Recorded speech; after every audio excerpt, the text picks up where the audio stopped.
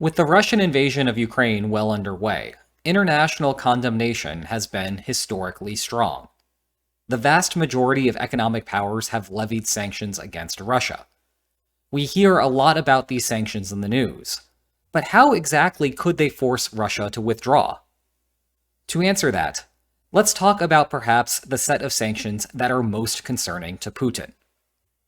And with my sincerest apologies, that means explaining how banks are supposed to work, at least the well-functioning ones, like some of those in the United States.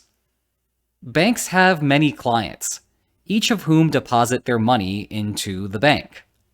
However, that money does not just sit there. Banks must cover their overhead and operating costs, and they want to eke out some profit as well. As such, they take the vast majority of their clients' money and loan it out to others. They only keep a small fraction of deposits on reserve within the bank. This allows the bank to cover any clients that come in for withdrawals. Those who have taken out loans eventually must pay them back with interest, allowing the bank to continue running as a business. Simple enough, right? Well, not quite. Let's reset things back to where the bank has made the loans and is only holding a fraction of deposits in reserve. Where the business runs into trouble is when all of the clients storm the bank at the same time and ask for their money back. The bank simply cannot cover all of their obligations and becomes insolvent. This is known as a bank run. They create all sorts of spillover problems for a country's economy as a whole, and they were one of the root causes of the Great Depression. Fortunately, governments have come up with a simple solution to this problem: deposit insurance.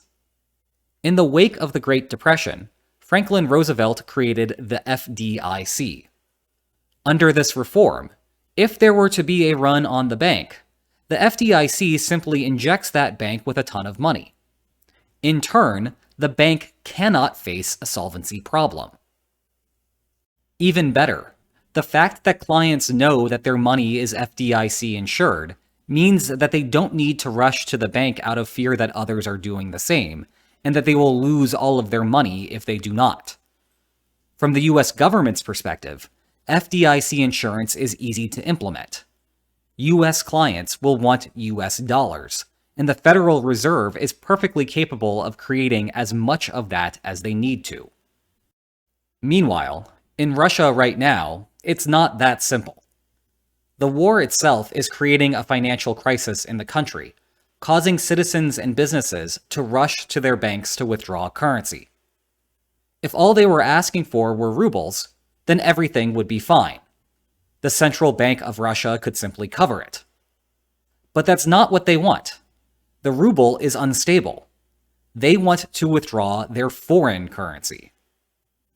If you know a little bit about Russia's finances, this might not seem like that much of a problem at all.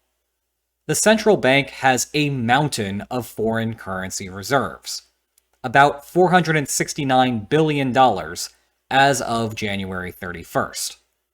The solution would then seem simple. Just inject that foreign currency into Russian banks, guarantee their solvency, and remove the urge of Russians to make the bank run in the first place. But it's actually not that simple. Russia owns $469 billion. They do not have $469 billion.